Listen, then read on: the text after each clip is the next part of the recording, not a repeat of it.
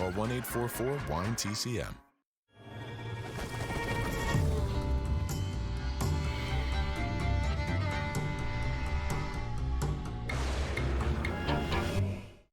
We've arrived at night 5. It is Halloween. Happy Halloween. Happy Halloween to you, too. Are you a trick or a treat? Who knows? Refuse to answer that question. I think you should. So this has been 4 great nights at Creepy Cinema. Excellent. And you're finishing strong with a movie that gets better and better every time I see it. Doesn't it? In Cold Blood. Talk about brutal. It's devastating. And, you know, I'm a huge Truman Capote fan. I have a case of all his first editions signed. I've read everything he's ever written, and he didn't write a lot in his lifetime. No, but mostly novellas and short stories, and this was one of the few novels that he wrote. Novel based on the murder of the Clutter family. It was a Holcomb, Kansas, 1959. Truman Capote's book became a sensation in '66. The movie right away next year. Yep. Written, produced, directed by Richard Brooks. Well, he did Looking for Mr. Goodbar. He did Elmer Gantry, one of my favorite directors. Capote gave him the book before it was released. Yeah. Otto Preminger wanted to do it at one point, but Brooks Otto got the Preminger rights. and Capote, that would have been That could have been interesting, too. Yeah. But I think Brooks did a great job. No, I just think Brooks is a master. And he insisted on Quincy Jones doing the score. The studio wanted Elmer Bernstein. No, this was a Quincy Jones score. And it's really great. Capote's novel, it was the first time a novel of that kind kind of just appeared. It was a non-fictional account of an American crime done in a novel style, in a fictional prose style, but it's not. And Capote is either a witness or a character in every one of the stories. And in this, and so he's in the book. He's in the book, and he's kind of replaced in the movie with another journalist, with the reporter Jensen, Bill Jensen. Much tougher. Because when Capote showed up in Kansas to investigate this whole thing, here he was with this detective like, tell me everything about this murder. I mean, you know, they were like, what? They were in Kansas. And then they did. They really formed a relationship because you know what? Capote was really charming and just brilliant and smart. And unfortunately, he didn't write as much as he should have because he became a really severe alcoholic. The reporter is played here by Paul Stewart, who classic movie fans will know as Charles Foster Kane's butler in Citizen Kane. First, we meet the Clutter family, then we meet the killers. And remember, 90% of everybody who went and saw this movie in 1967 knew the story. Yes. So when you meet the Clutter family, you know what's in store for them. We meet the Clutter family prior to the murders, and then we're back to the killers post-killing. And then at the very end, we get to go back in time and see them in the house and what went on that night. It's a dark, scary, brilliant movie, and there's so many psychological levels to it. You could talk about it forever, but we will talk about more of it after we see it. Yeah. But great performances. Robert Blake is also just magnificent. Yeah, Robert Blake and Scott Wilson as the two killers. Terrific. Sure, John Forsythe as the lead investigator, Alan Dewey of the Kansas Bureau of Investigation. Brooks, of course, could have cast some big stars, but casting two relative unknowns, really nearly complete unknowns at that point. Yeah, Robert Blake had done was a child actor. Scott Wilson's one of my favorite actors ever. He died a few years ago, but you put Scott Wilson in a picture, it's better. I mean, just a really sensational actor. Strong. Great face, one of the all-time great character actors, and here he's phenomenal as Dick Hickok. And you'll see they portray this family. Oh, the Clutter family is beautifully The Clutter family is just played. a beautiful family, just very wholesome, all-American, good people, living on a farm. And you also get something that we forget, too, the cops sort of wrestling with, you know, this sort of a degree of depravity that they're not used to. No, it doesn't happen in Holcomb, Kansas. Yeah. You know, they were thrown for a loop. They hadn't dealt with something like this.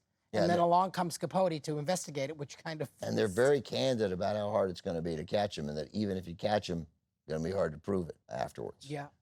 But anyway, they got it, and they got their confession. Obviously, much more to say after the movie. Yes. Great, just a great ending. Every selection Richard Brooks made, phenomenal. Oh, he's so brilliant. We'll talk more about it after we see the film. Here it is, from producer, writer, and director Richard Brooks in 1967, starring Scott Wilson, Robert Blake, and John Forsythe. This is In Cold Blood. Somebody here is a murderer.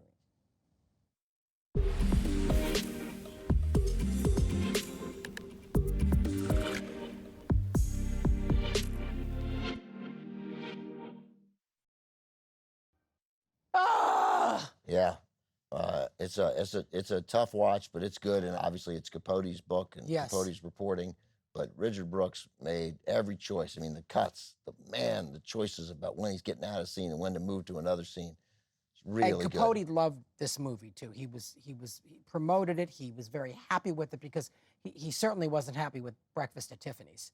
And you Right. know what? You know what's funny? I read that book, Breakfast at Tiffany's, and I love the book so much that I've never seen the movie because I know it's not the same. And but this I saw both. I mean, I read the book and I saw the movie, and it's not a disappointment at all. That's the great thing about this movie. When you read a book and you're married to it, which I think the time a lot of this country was, and then you see the film and you see what someone like Richard Brooks does to it and how brilliant it was cast, scored, shot, edited, and then you just see it realized on screen and without disappointment. That's a rare thing. Yeah, it's pretty perfect. That end, too. I mean, just, Perry Smith is the second of the two to go to the gallows, and he's much more nervous, or appears more nervous, because we'd gotten more humanity out of him, right? I mean, he can draw. He's almost certainly gay, closeted. In a sense, prison gave him a chance to live that life. Debatable. Capote would not say that. He got very involved with Perry Smith. He supposedly kind of really had an emotional thing for him, and I don't think he thought that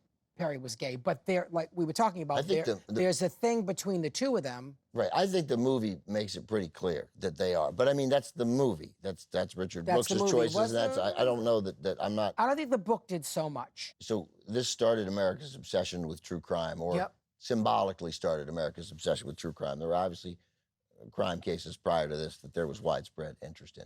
But this had a movie made of it, a true story, and as effectively as any movie before it. There were movies that were police procedurals, but sometimes they were a little hokey. This gives you a real sense of how good cops investigating crimes, how detectives do their jobs, and how tricky it is. John Forsythe keeps saying, even if we find the guys who we're pretty sure did it, I don't know how we're going to prove it. It's going to be really hard to prove. Right, as it turned out, they found the guy. Right, but if he'd thrown the boot away, then that little break doesn't happen. So obviously, Brooks loved the book, and Capote loved Brooks, but then a little bit of a roadblock. Well, he wrote the screenplay, and he wanted to read the screenplay, Mr. Capote, and Richard said, either you trust me or you don't. I'm not going to work that way. I'm not going to let you read the screenplay and give your little pointers on it. And so, well, he would have been like a fly on set. Yeah, I get why that would have been a little. But as you said, Capote loved what Brooks did with it in the end. Yeah. In the end, he loved it very much. The whole thing is so. And the cinematography by Conrad Hall. Oh, so I good. mean, and that scene where Blake is speaking and the rain looks like he has tears on his face. Oh, that's just beautifully shot. The stuff with the father. Yeah. The actors who played the dad's critical to the success, even though they're pretty small parts. Both great actors. Jeff Corey was a terrific acting teacher in addition to being a great actor. He was Dick Hickok's father. And then Charles McGraw from The Narrow Margin, the cop in The Narrow Margin. That was Blake's father, who, when things went sour for them in Alaska, said, take a look at me. I'm the last thing you're ever going to see. It pulls the trigger and the bullet doesn't fire. And with the relationships with their father, you see what they became and why they became that. And why they became it, It's a crazy movie, and it's a really sad one. This is the saddest thing I've ever spoken about with you. Last thing I want to say. So what do you want to say? So I just, in addition to everything magical that Richard Brooks did, his attention to detail was legendary on this film. I mean, they used neighbors of the Clutters as extras, in addition to shooting at the house. At the house. Yeah. Yeah. That is amazing. Yeah, they filmed this. They filmed that stuff in the house, at the house. And he had John Forsythe meet and spend time with Alan Dewey, the head of the officer from the Kansas Bureau of Investigation who led the investigation into the crime. So who became very close with Capote during the whole investigation. Yeah, well, obviously these guys, unbelievable. The degree of detail that Truman Capote got from these guys is amazing. Oh, it's unbelievable. Yeah. Read the book too, if you can, because it's phenomenal. Mario, thanks very much. Great stuff. Yes. One more. One more. Not based on a true story. No, not at all. But maybe. And a movie that I had not seen and that I think I love. I loved it too. Strange one, but I loved it. Sal Mineo. Yeah. Yep, 1965. Who Killed Teddy Bear? And you'll find out who right after this. Teddy Bear? Yeah, Teddy Bear. Teddy Bear? Who killed Teddy Bear? Yeah. What did I say? Teddy Bear. Who killed Teddy Bear? I could say it the way I want to, Ben. Who Killed Teddy Bear? Next on TCM. What a jerk. Next on TCM, Who Killed Teddy Bear? Then Night of the Living Dead, and later, Carnival of Souls. TCM is your ticket to terror tonight.